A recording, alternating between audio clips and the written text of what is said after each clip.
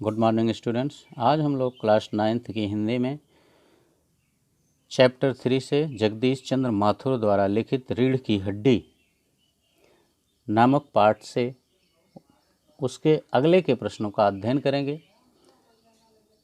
पिछले पार्ट में हमने 6 प्रश्नों का अध्ययन किया था।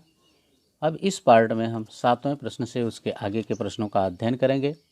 लेकिन इन प्रश्नों का उत्तर जानने से पहले हम आपको बता दें कि यदि इस चैनल को आपने सब्सक्राइब नहीं किया है तो चैनल को अवश्य सब्सक्राइब कर लें, बेल आइकन दबा दें, जिससे कि कोई भी वीडियो आपके सिलेबस से संबंधित अपलोड किया जाए तो सबसे पहले वह वीडियो आपके ही पास पहुंचे। प्रश्नों का उत्तर जानने के लिए वीडियो को अंत तक जरूर देखें। जब तक आप अंत तक नहीं देखेंगे तब तक प्रश्नों के उत्तर आपके समझ में अच्छी तरह से नहीं आएंगे। वीडियो को अधिक से अधिक लाइक और शेयर करें और हमें भी कमेंट करके यह ज़रूर बताएं कि ये वीडियो आपको कैसा लगा। तो आइए हम देखते हैं इस पार्ट के पहले और पाठ के 7वें प्रश्न को। चूँकि सारांश आपने पढ़ा है, पाठ को आपने पढ़ा है, इसलिए पाठ को पढ़ने के बाद अगर हम प्रश्नों का उत्तर सॉल्व करते हैं, प्रश्नों को सॉल्व करते हैं तो हमें कोई कठिनाई नहीं होती है। तो आइए हम देखते हैं। रीढ़ की हड्डी शीर्षक की सार्थकता स्पष्ट कीजिए। इस प्रश्न में आपको ये बताना है कि रीढ़ की हड्डी, इस पाठ का जो नाम रखा गया है, शीर्षक का जो नाम रखा गया है, वो कितना सार्थक है, अर्थात उचित है, कितना उचित है, ये आपको बताना है। तो आइए हम देख लेते हैं। देखिए, रीढ़ की हड्डी एकांकी में हमारे समाज में नारी को उचित सम्मान न मिलने की समस्या को प्रमुखता से दर्शाया गया है। ठीक है ना। जैसे इस एकांकी में रीढ़ की हड्डी यानी बैकबोन को एक प्रतीक के रूप में दिखाया गया है। उमा के विवाह के लिए उसके पिता जिस युवक शंकर से उसके रिश्ते की बात करते हैं, उसकी शारीरिक संरचना में यह कमी है कि उसकी रीढ़ की हड्डी झुकी हुई है, यानी वो खड़ा होकर के सीधा एकदम तनकर नहीं चल पाता है। शंकर का चरित्र भी अत्यंत दुर्बल है। वह लड़कियों के हॉस्टल में ताक झांक करते समय भगाया गया है। उसकी रीढ़ की हड्डी की दुर्बलता को उसकी चारित्रिक दुर्बलता से भी संबद्ध किया गया है, यानी यहाँ रीढ़ की हड्डी एक प्रतीकात्मक रूप में दिखाया गया है। ठीक है ना। और दूसरा कारण है, एकांकी में शंकर को एक कायर युवक के रूप में दिखाया गया है। पकड़े जाने पर वह नौकरानी के पैरों पड़कर कायरतापूर्वक भागता है। यहाँ भी उसकी रीढ़ की हड्डी की कमजोरी का प्रतीकात्मक प्रयोग हुआ है, अर्थात उसमें इतना साहस नहीं और नौकरानी के हाथ पैर जोड़ता है, तब उस लड़कियों के हॉस्टल से किसी तरह से मुक्त हो पाता है। ठीक। दूसरी तरफ शंकर उच्च शिक्षा के महत्व को समझते हुए भी स्त्री की उच्च शिक्षा का विरोध करता है। स्वयं उच्च शिक्षा ग्रहण कर रहा है शंकर, वह उसके महत्व को जानता भी है, लेकिन वो ऐसी पत्नी चाहता है जो अधिक पढ़ी लिखी ना हो, इसीलिए वो लड़कियों की उच्च शिक्षा का विरोध करता है। अतः वह अपने विचारों पर दृढ़ नहीं है। वैचारिक आधार पर उसकी दुर्बलता भी उसकी रीढ़ की हड्डी की कमजोरी को सांकेतिक अर्थ प्रदान करता है। तो इस प्रकार हम कह सकते हैं कि रीढ़ की हड्डी शीर्षक पूर्णतया सार्थक है। ओके, तो ये था पहले प्रश्न का उत्तर। आइए अब हम दूसरे प्रश्न का उत्तर देखते हैं। देखिए, दूसरा प्रश्न यानी 8वां प्रश्न कह रहा है, कथा वस्तु के आधार पर आप किसे एकांकी का मुख्य पात्र मानते हैं और क्यों। जैसे देखा आपने, इस कहानी में मुख्य रूप से 3 पात्र हैं।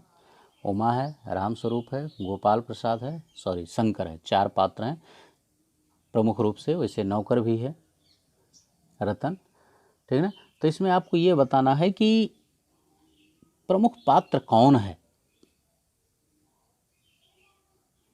सबसे मुख्य पात्र इस कहानी का कौन है, आपको ये बताना है और उसके पक्ष में तर्क भी देना है, क्यों आप उसको मुख्य पात्र मानते हैं। देखिए, कथा वस्तु के आधार पर हम एकांकी का मुख्य पात्र, ठीक ना, उमा को मानते हैं, क्योंकि यह संपूर्ण कहानी उमा के ही इर्द गिर्द घूमती है। क्योंकि इस एकांकी की प्रमुख घटना उमा के विवाह से ही संबंधित है। उसे देखने लड़के वाले आते हैं, परंतु वह अपनी उच्च शिक्षा एवं लड़के शंकर की चरित्रहीनता की बात दृढ़तापूर्वक प्रकट कर देती है। उमा अपने सद्गुणों, आदर्शों एवं अस्पष्ट बाध्यता के आधार पर इस एकांकी की मुख्य पात्र सिद्ध होती है। वह एक सच्चरित्र, उच्च शिक्षा प्राप्त, आकर्षक व्यक्तित्व वाली युवती है। एकांकी में उमा के व्यक्तित्व को ही सर्वोत्कृष्ट दिखाया गया है।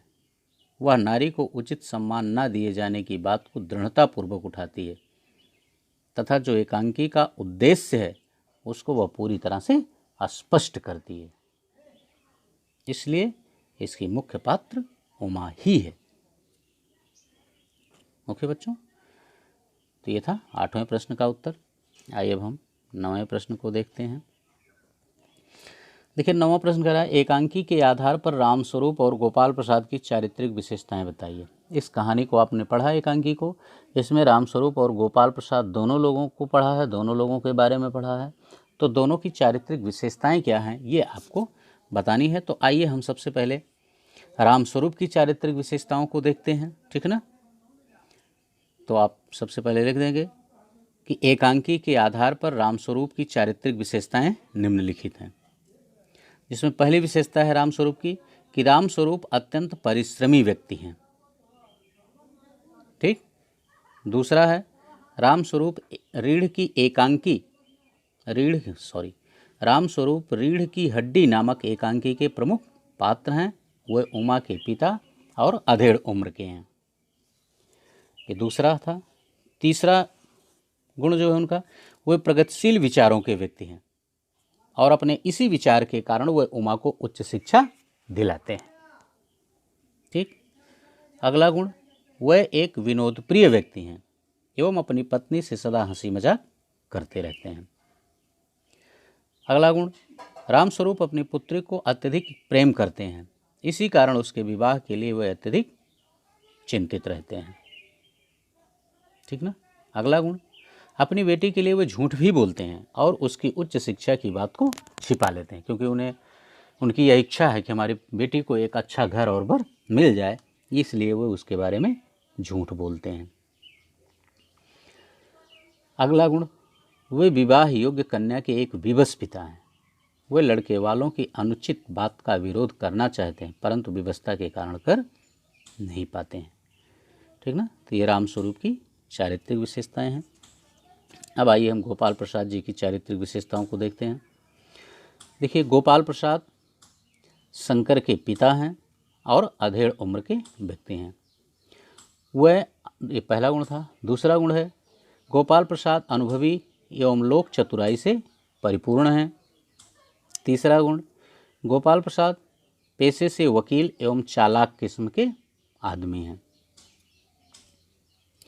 गोपाल प्रसाद पुराने ज़माने की बातों के हिमायती हैं एवं उस समय की प्रशंसा बढ़ा चढ़ाकर करते हैं। ठीक ना। आपने पढ़ा होगा कि ये कचौड़ी 1 रुपए की ढेर सारी मिल जाए, 1 पैसे की ढेर सारी कचौड़ी मिल जाती थी, हम लोग पेट भर के खाते थे, हमारा क्या ज़माना था, ये बात बात में दोनों लोग कहते हैं ना। तो जिसमें ये गोपाल प्रसाद ज़्यादा ये बातें करते हैं तो वही है कि वो पुराने ज़माने के हिमायती हैं और उस समय की प्रशंसा बढ़ा चढ़ाकर करते हैं। अगला है गोपाल प्रसाद एक तुच्छ विचारों के व्यक्ति हैं क्योंकि वे विवाह को बिजनेस मानते हैं। ठीक है ना। अगला गुण है गोपाल प्रसाद दकियानूसी ख्यालों के व्यक्ति हैं। वे स्वयं पढ़े लिखे हैं, सभा सोसाइटियों में जाते हैं परंतु अपने बेटे के विवाह के लिए ऐसी लड़की चाहते हैं जो ज़्यादा पढ़ी लिखी ना हो। ये थी गोपाल प्रसाद की चारित्रिक विशेषताएं। तो इस पाठ के आधार पर आपने देखा, एकांकी के आधार पर दोनों गोपाल प्रसाद और रामस्वरूप की चारित्रिक विशेषताओं को, तो इस तरह से आप फेयर नोट्स में लिख लेंगे। आइए अब हम इसके आगे के प्रश्नों को देखते हैं। प्रश्न संख्या 10 और 11।